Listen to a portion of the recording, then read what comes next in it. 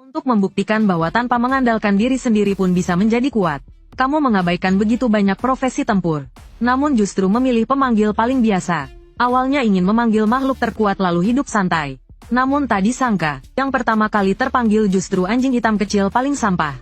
Bahkan wali kelas yang awalnya menaruh harapan besar padamu Luen, kini juga memarahi dirimu, karena kamu mengecewakan didikannya, karena pemanggil sepenuhnya bergantung pada makhluk panggilan.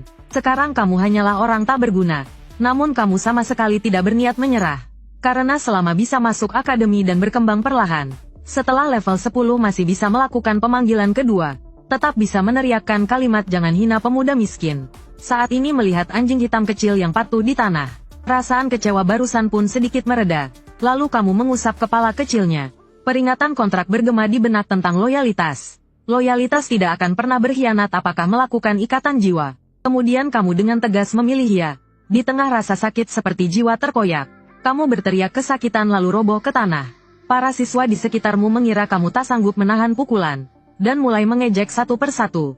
Pacar sekaligus bunga kelas Liu Ruyan juga mendekat. Dengan sedikit nada gembira ia membuka mulut. Ujian masuk perguruan tinggi sangat penting bagi orang biasa sepertiku. Liu Liang sang satria tombak sudah setuju membentuk tim denganku. Jadi aku tidak akan bersamamu lagi. Tidak masalah. Mendengar jawaban sesederhana itu, kata-kata penjelasan yang ingin ia ucapkan pun tertahan. Perasaan tidak dihargai muncul dari lubuk hati. Disusul dengusan dingin, lalu ia berbalik pergi tanpa ampun. Dia pasti hanya berpura-pura tidak peduli saja. Xiao Yan, kamu memang tidak salah. Kenapa harus serendah itu? Dengan kekuatan tempurnya apa pantas dia untuk bunga kelas sepertimu? Namun saat ini kamu sama sekali tidak menghiraukan mereka berdua.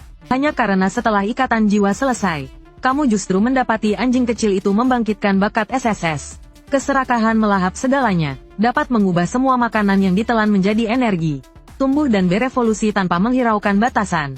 Sepertinya penderitaan ini tidak sia-sia. Lagi pula bakat tingkat SSS terlalu langka. Setiap kali muncul satu pasti sangat diperhatikan. Bahkan negara pun akan memberi perlindungan. Namun jika dipikirkan lagi terasa ada yang tidak beres. Kamulah yang mengurus makan minum dan buang airnya. Yang menjadi kuat pada akhirnya justru dia. Jadi siapa sebenarnya yang diuntungkan? Sepertinya tetap tidak lepas dari nasib kerja Rodi. Lalu kamu memberinya nama yang terdengar gagah Heiming. Setelah melemparkan potongan daging terakhir di tanganmu padanya, kamu juga mendapati atribut anjing hitam kecil itu perlahan meningkat. Tak lama kemudian semua atribut dasar naik sedikit. Penemuan ini membuatmu terkejut diam-diam. Kalau diberi makanan berenergi tinggi bukankah langsung melesat? Tak lama kemudian aliran hangat muncul di dalam tubuhmu. Tenagamu pun meningkat sedikit pada saat yang sama. Ternyata energi yang diperoleh makhluk panggilan, sebagiannya justru akan memberi umpan balik pada pemanggil. Sepertinya selama diberi makan cukup banyak, pemanggil dan makhluk panggilan bisa menjadi kuat bersama. Setelah pulang ke rumah, ibu pun membuka mulut bertanya, profesi apa yang kamu dapatkan dalam upacara perubahan hari ini? Sambil makan kamu menjawab, pemanggil. Detik berikutnya adik perempuanmu Chenlin berseru kaget. Itu profesi tempur. Kamu hebat sekali. Cepat perlihatkan makhluk panggilanmu. Melihat mata Chenlin berbinar, kamu pun tidak ingin merusak suasana. Lalu menunjuk ke arah Heiming di belakangmu. Ekspresi kegembiraannya langsung terhenti. Kenapa bisa sekecil ini? Dia memeluk Heiming di dadanya. Setelah memainkannya sebentar, Heiming menundukkan kepala dengan perasaan sedih. Mengeluarkan suara rengekan. Setelah makan malam selesai, kamu sedang membereskan piring dan sumpit. Ibu tiba-tiba berjalan menghampiri. Mengeluarkan sebuah kartu dari bajunya. Aku dengar dari tetangga, tahun ini batas nilai ujian masuk lagi naik. Di dalam kartu ini ada 35.000.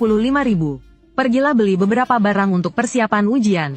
Kalau tidak cukup, ibu akan pinjam lagi. Kamu tahu isi kartu itu adalah seluruh tabungan keluarga.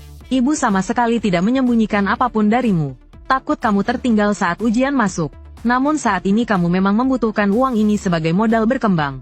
Lalu kamu pun tidak sungkan dan menyimpan kartu itu. Terima kasih ibu, ini sudah cukup. Karena sebelum ujian dimulai kamu harus meningkatkan kekuatan. Kalau tidak sama sekali tidak akan lolos ke perguruan manapun.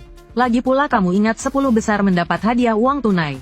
Jika berhasil mendapatkannya, ibu tidak perlu bekerja sekeras ini lagi. Kemudian kamu membawa kartu itu ke sebuah rumah makan milik profesi kehidupan. Dari sana kamu membeli lebih dari 100 jin daging binatang mutan. Semuanya kamu berikan pada Heiming. Dia seolah sama sekali tidak pernah kenyang. Mengoyak dan melahapnya dengan ganas. Pada saat yang sama atributnya juga perlahan meningkat. Setelah umpan balik kekuatanmu pun ikut bertambah. Tak lama kemudian tingkat evolusi Heiming tiba-tiba penuh. Kamu langsung memilih evolusi. Setelah berevolusi atributnya muncul di depan mata. Bukan hanya membangkitkan 2 skill, namun juga atribut 4 dimensi mencapai lebih dari 50. Penampilannya pun mengalami sedikit perubahan. Sepertinya daging binatang khusus memang sangat efektif. Dan keempat atribut utamamu juga semuanya meningkat 10 poin. Sekarang kombinasi kalian berdua sudah sepenuhnya memiliki kekuatan tingkat puncak. Setelah beristirahat semalam, pagi hari berikutnya kamu berangkat ke lokasi ujian. Setelah memeriksa informasi, kamu tiba di lokasi sekolah menengah nomor 2. Ujian kali ini mengumpulkan siswa dari beberapa SMA unggulan. Tingkat persaingannya hampir maksimal. Liu Liang yang kemarin sangat sombong, masih mengatakan ingin membawa Liu Ruyan menembus 100 besar. Kini justru sudah berkeringat deras. Karena kemarin ayahnya mencari koneksi untuk bertanya baru tahu.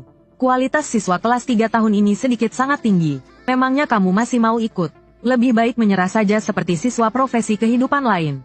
Supaya tidak kehilangan muka di depan teman lama. Bagaimanapun kalau tidak bertanding kamu bisa menipu diri sendiri belum pernah kalah. Mendengar kata-kata itu, cukup banyak siswa di sekitar tertawa. Kamu menoleh dan meliriknya sekilas. Namun sama sekali tidak menggubris.